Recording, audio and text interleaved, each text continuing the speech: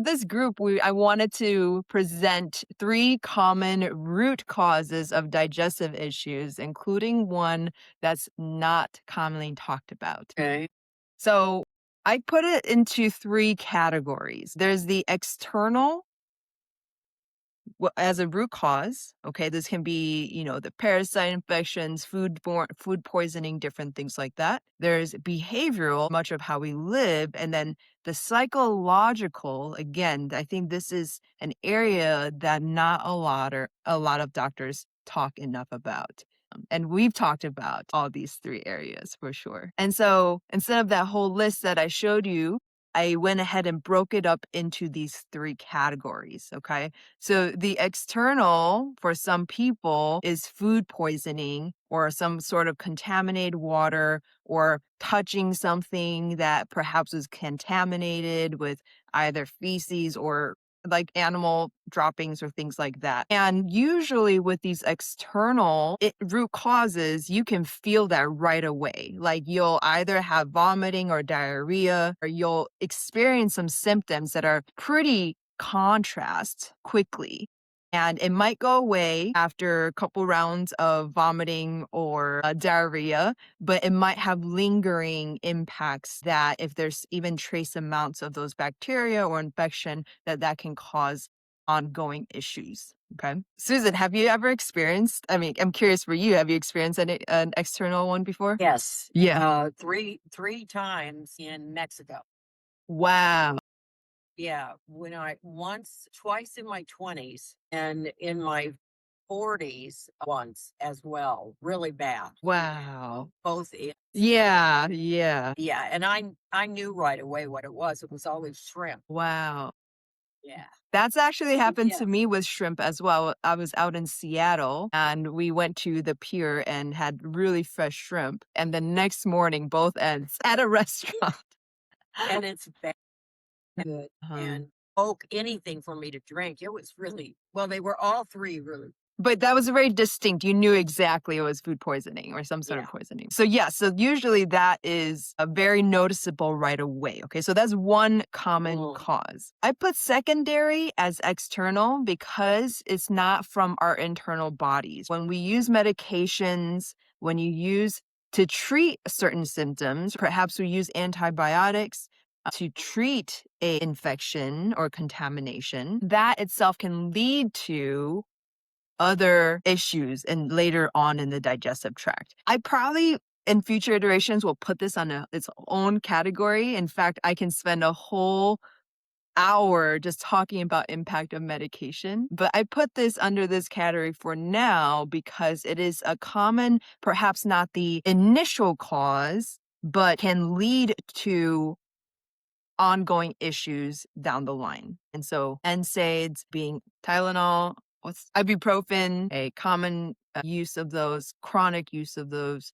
I had a client who had a toothache, and because they didn't have dental insurance, they were just trying to self-medicate using ibuprofen. And because they were doing max dose of ibuprofen for 3 months, they started having digestive issues as a result of that. And so it's really interesting, like the root cause perhaps was, if you think about it, it's like the dental issue, but these secondary impacts of the medication can really impact the digestive tract.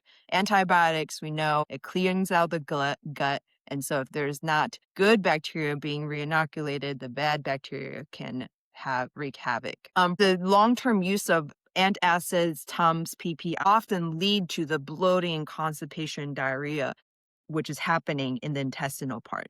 So those are secondary aspects. And I'll literally want to spend another whole presentation on the impact of medication on the gut lining. So this is just the first category, external things that we ingest or we come across as outside of our bodies. Of course, we know there's behavioral, right? Behavioral things that impact our digestive tract, because if you think about the digestion, it starts from our mouth all the way down to our anus. And so if we start from the mouth and we're not properly chewing, just that inadequate or inconsistent food intake, and this is so common for my busy working female professionals. They are focused on their career, on their job. They miss a lunch. Oh, I don't have time for breakfast. So many people struggle with this. You're definitely not alone in this. So Okay. I would say, in fact, of the 5 women, 1, 2, 3, 4 out of 5, that was this, and I'm guilty of that too. I've definitely had seasons in life where I'm go, go, go, and I literally life had to stop me. I actually fell asleep behind a wheel driving because I was just going, lacking sleep, not eating, and that was my wake-up call, literally.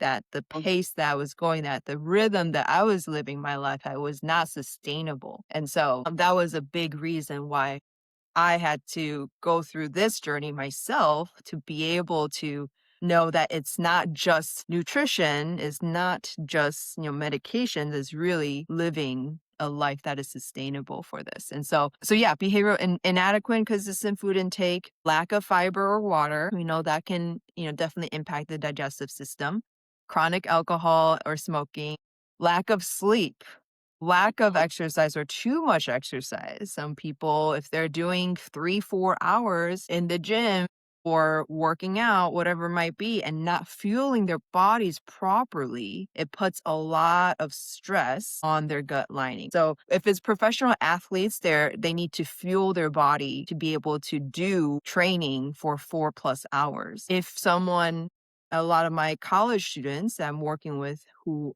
don't have a chef or a nutritionist. They are going, working, being a student, and also training, playing their sport, and lack under fueling. And I commonly see, whether it's dancers, whether it's runners, football players, soccer players, oftentimes people are overexertion, under fueling, and that can lead to gut issues. Okay. And then I put too much protein in there just because literally had a client. They ended up eating like 1.5 times double their daily needs, and they came to me with gut issues. And I'm like, dude, like you're literally stressing out your gut because protein, yes, we need it, but too much of it puts stress because it takes more effort for it to break down. And so if you're overexerting, our stomachs are giant muscle. It's second to the heart, is the most hard working muscle. And so our stomach, if you're overexerting it with too much protein or fats, that itself can cause some of the issues that I see. So yeah. That's a lot of stuff. Yeah, it's a lot. I know it's hard to do it all. Yeah, it It's all the bad things, but definitely it's like, how do we actually work on these things one at a time to be able to be a healthy human being individual? And of course, it's not everything all at once. It's like, what's one thing you're working on? What's the next thing? What's the next thing? Yeah, one at a time. one at a time. And so, Mhm. which one for you do you feel like you've overcome, and which one are you working on currently? Well, the chronic smoking, I Mm-hmm. was really bad about that for many years, Mm-hmm. 22 years. Mm-hmm. And I haven't done that in a long time. So that I fixed. I don't think I've ever gotten too much exercise. And I've been pretty good about exercise, even when I was bad about smoking and Mhm, drinking. So mhm, that I've overcome. mhm, Uh,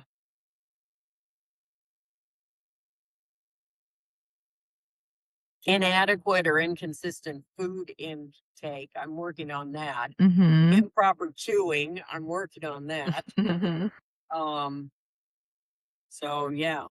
Awesome. Absolutely, absolutely. Good. Okay. Alright, the psychological part. I think this is one of the most least talked about because it's not fun. Doctors aren't trained in both the mental health and and medicine. That's just not their training, nor is nutrition. They take 1 semester of nutrition and then 10 years of medical school and residency. And Yeah. so Well, it shows, especially in gastroenterology. right, right. So, psychological stress, right? It can be chronic stress. It can be from traumas, either physical or mental, emotional. Grief and loss. Honestly, I think people underestimate the impact that grief holds on our bodies. And If there's a common book called The Body Keeps the Score, right? And we see anti-inflammatory factors increase, right? Whenever someone goes experience grief, trauma, or loss. And so I'm going to show a slide next about the connection of the gut and the brain, but this is one of actually, yeah, this is the one of the key things that I think that's not talked about enough as a root cause for digestive issues, depression, anxiety included. And so I really try to help people understand that is not anyone's fault. Understand the impact of their digestive issues and how we can both from a mental emotional health as well as from the gut be able to heal. Like through a horrible situation. Her Mhm. husband tried to kill himself more than once. Mhm. Last time he really screwed himself up bad, and it was at the time of his daughter's wedding. Wow. She's affected. The mom is affected. That's my friend. Her Yeah. kids are both affected. They Yeah. both gained a ton of weight. Yeah. They eat your emotions, and then Mhm. you either gain or the Mhm. mom is lost, but the other Mhm. two have gained. Yeah. That's what this whole thing's all about, this slide. Yeah, exactly. That's why when I work with clients who are coming to me for weight management, or either to gain or to loss, I always ask first what was going on in their lives when they experience a sudden weight change. And a lot of time it comes back down to this trauma, grief, or loss or life change, right? Moving or starting school, starting a new job, a relationship, a breakup, a divorce, these life situations, right, impact our relationship with food and our experience in our bodies. So again, Right. yeah, so I don't think we can talk about gut health without talking about mental emotional health. Oh, So I don't think so either. Yeah. mm. So when and I think this is a really fun fact. Did I bring this up with you last time? About 90% of our serotonin is made and stored in the gut. You did. There's over 30 neurotransmitters found in the gut. 50% of dopamine is made and stored in the gut. Super fascinating. And then there's this Yeah. kind of a new group of probiotics that they're finding now they're calling psychobiotics because it's known to actually be involved in the production of serotonin itself, right? These certain strains that we find. And a question maybe for discussion is why do you think there's so much serotonin in the gut? I have no idea. Yeah, we know what it does for our brain and like SSRIs and different things that helps with our mental health and mood regulation. But serotonin actually plays a huge role in the gut in a couple ways. In gut motility, in mood, and in energy balance. How it impacts motility is serotonin actually releases something in it's called enterochromaffin cells, but it's cells along our intestines. It actually influences the contraction and relaxation of gut muscles. We have muscles along our gut lining that helps with peristalsis, which is the contraction relaxation of the gut. And so especially for someone like you who's experiencing constipation and diarrhea, this is actually the serotonin actually plays a huge role in affecting the movement of food through the digestive system. And Well, so, I hope all those things are in my probiotic. yes, yes, Held that. yes, we'll take a look specifically at, and the ones I suggested you are the bifido and lactobacillus are the ones that really will help in rebalancing the gut biome. Okay. Serotonin also regulates the release of fluids and digestive enzymes, and that's helpful for breaking down the food in the stomach so that we can actually digest and absorb. And then just a couple of sensory things. It detects the changes in chemical environment of the gut. It sends information to the nervous system and actually, again, influences our mood and energy as well. So there is the nervous system called the enteric nervous system. And I'll spend a whole slide on this another time. but that connects our gut and our brain. And there's actually more nerve endings in our gut, enteric nervous system, than the central nervous system along our spine. Yeah, so fascinating. But it's just to make that connection that there's a strong Yes. connection between our brain and our gut. And it hopefully gives you insight into perhaps what's going on and why your body was fluctuating between the constipation and the diarrhea. And so not just lack of serotonin, but it's the imbalance of the good and bad bacteria. Okay. Okay. So all of these, all the things, all these three causes, the external, secondary, the behavioral, and the psychological, can lead to what we call dysbiosis. It just means too many bad guys and not enough good guys. It's kind of been in this dysbiotic, this imbalanced state for a while. Yeah. Yeah. So so Yeah. that's why I'm really glad we met, so that we can actually rebalance the gut. Get the good guys in there, see what's going on, and really treat this for good. Sneak peek into next one is going to be 3 different approaches to treat digestive issues. It's going to be the conventional medical route, which we know a lot about, mostly prescription medication, colonoscopy, endoscopy, and then they don't find any. That's the conventional route. Functional route, which actually maybe they'll use the GI map as well, and oftentimes prescribe a bunch of supplements. However, Mhm. again, it doesn't factor in the behavioral or the psychological aspects. Okay.